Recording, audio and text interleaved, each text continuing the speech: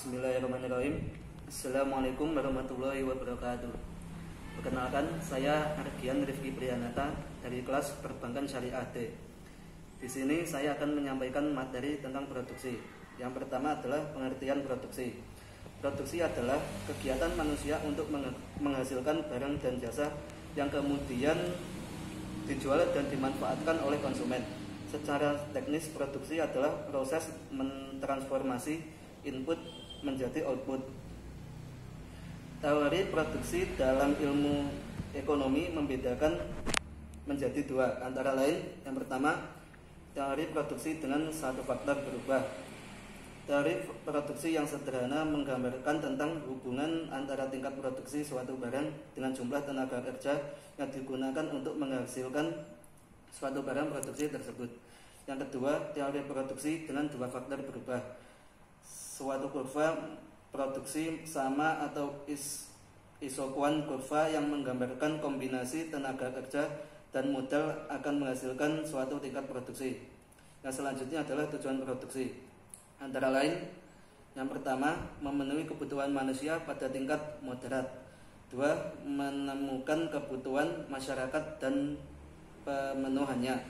Tiga, menyediakan persediaan barang dan jasa pada masa mendatang. 4. Memenuhi sarana dan prasarana bagi kegiatan ekonomi. 5. Memenuhi kebutuhan setiap individu. Nah, selanjutnya adalah prinsip kaidah dalam Islam. Yang pertama, memakmurkan bumi dengan ilmu dan amalannya. 2. Mendorong kemajuan di bidang produksi melalui penelitian. 3. Menyerahkan teknik produksi kepada keinginan dan kemampuan manusia. 4. Menyukai kemudahan, menghindari mudarat, dan memaksimalkan manfaat. Nilai-nilai produksi. 1. Berwawasan jangka panjang. 2. Menepati janji dan kontrak. 3. Memenuhi takaran dan ketepatan. 4. Berpegang teguh pada kedisiplinan. 5. Memulihkan prestasi. 6. Menghormati hak milik individu. 7. Mengikuti syarat sah dan rukun akad transaksi. 8. Adil dalam bertransaksi. 9. Memiliki wawasan sosial. Faktor produksi. 1. Faktor produksi tenaga kerja. 2. Faktor produksi bahan baku. 3. Faktor produksi modal. Teori produksi. Teori produksi pada dasarnya berusaha menjelaskan bahwa dengan biaya minimum perusahaan dapat memproduksi output dengan biaya tertentu untuk mengoptimalkan proses produksi. A. Teori produksi jangka pendek. Dalam teori produksi jangka pendek, perusahaan memiliki input tetap dan menentukan banyak input variabel yang harus digunakan. B. Teori produksi jangka panjang. Dalam teori jangka panjang, semua faktor produksi dapat mengalami perubahan. Ini berarti bahwa jangka panjang produksi dapat ditambah jumlahnya apabila hal tersebut diperlakukan. Selanjutnya, harga. Harga adalah tingkat pertukaran barang itu dengan barang lain. Salah satu tugas pokok ekonomi adalah menjelaskan alasan barang-barang mempunyai harga serta alasan barang yang mahal dan murah. Harga terbentuk dan kompetisi produk untuk memenuhi tujuan dua pihak, yaitu produsen dan konsumen.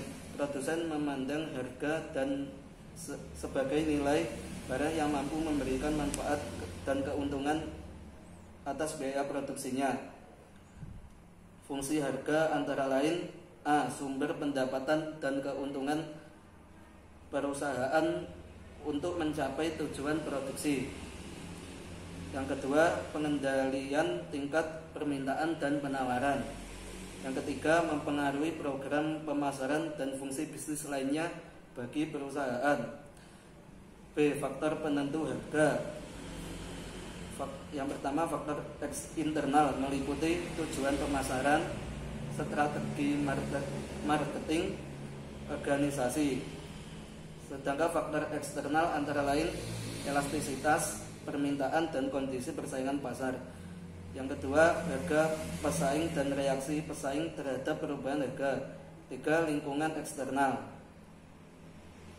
Tahap penentu harga. 1. Memilih tujuan dan orientasi harga. 2. Memperkirakan permintaan produk dan perilakunya. 3. Memperkirakan biaya dan perilakunya. 4. Melakukan analisis perilaku pesaing. 5. Menentukan strategi harga. Tujuan harga. Secara umum, penentuan harga mempertimbangkan batasan-batasan antara lain: 1. Biaya bertujuan untuk mengendalikan keuntungan atau hanya untuk menutup biaya. 2. Permintaan pasar bertujuan untuk mengendalikan ataupun mempertahankan penjualan market share. 3. Persaingan harga akan bertujuan untuk mengendalikan atau mengatasi dan menghindari persaingan. Yang terakhir adalah strategi harga. Strategi harga berorientasi pada biaya yang didasarkan pada perhitungan biaya dan penentuan target keuntungan yang diinginkan untuk dapat menetapkan harga. Penentu harga dilakukan berdasarkan hal-hal berikut. Yang pertama, harga ditentukan menurut perhitungan biaya target keuntungan yang diharapkan. 2. Besarnya keuntungan merupakan persentase dari biaya harga produsen. Yang ketiga, melalui perilaku biaya dapat diperhitungkan tingkat atau volume penjualan impas. Hukum harga. Hukum harga yang pertama berbunyi, harga berubah-ubah secara langsung dengan perubahan permintaan. Baiklah, cukup sekian presentasi dari saya. Apabila ada kurang lebihnya mohon maaf. Wabillahi taufiq wal hidayah. Wassalamualaikum warahmatullahi wabarakatuh.